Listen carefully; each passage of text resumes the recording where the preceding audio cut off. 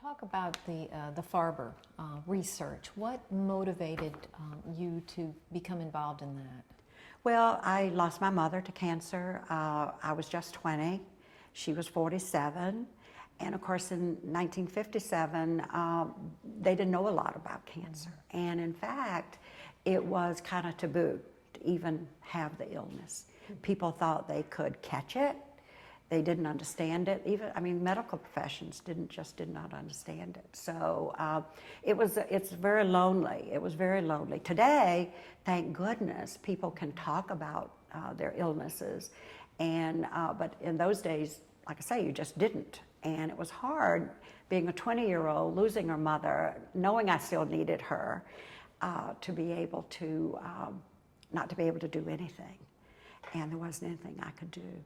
So I think for all those 30 years, I never quite coped with that because I felt I should have done something or could have. Knowing intellectually I couldn't, right. But deep down I so wanted to. So 30 years, in 1987, after her death, we did this Claudia Adams Bar program in its basic science at the Dana Farber in Boston. And till this day, it's going right along. And 2 years after, this is interesting because 2 years after we set up the program to do basic science, we started the Marathon Challenge at Boston. And we challenged $50,000 for 19 runners to raise $50,000. So they raised $51,000. So it was $101,000 at 19 runners raised.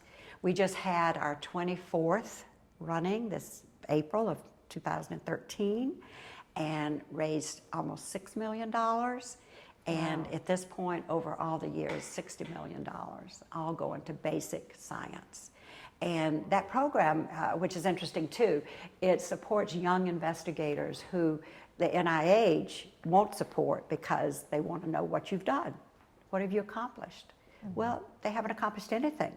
So they don't have anything to show the NIH. So we support those promising young scientists so that then they go ahead and get help and support from the NIH and others. So that's what that's all about. Yeah. And it is. Yeah. And it is amazing. It did take a lot of burden off of my heart, and that finally I could do something. Mm-hmm. And that meant a lot. And it is amazing. It did take a lot of burden off of my heart, and that finally I could do something. Mm-hmm. And that meant a lot.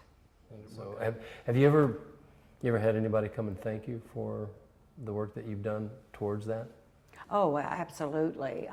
I go every year. I go for the running of the marathon, and the night before the marathon runs on Monday, on Sunday night we have the pasta dinner, and we have numbers. The BAA, we get 525 numbers from. That's gradually grown to that number from the BAA, and we had 1,400 people at the dinner the night before, and we acknowledge our patient partners, which are children who have a partner that's running, and all those people have been touched by cancer in some way, and so it's great to be there. And then I go out on the trail, the path on Monday, and in the last several years they gave me a big flag that stands up high so the runners can see us and know where we are. And I always have a van full of people coming with me, and we go different places. And but that's so heartwarming because some of those people will cross the line of runners to come to the edge to give me a hug. Now, there's nothing more special than that, you know. So, yeah, it's been important.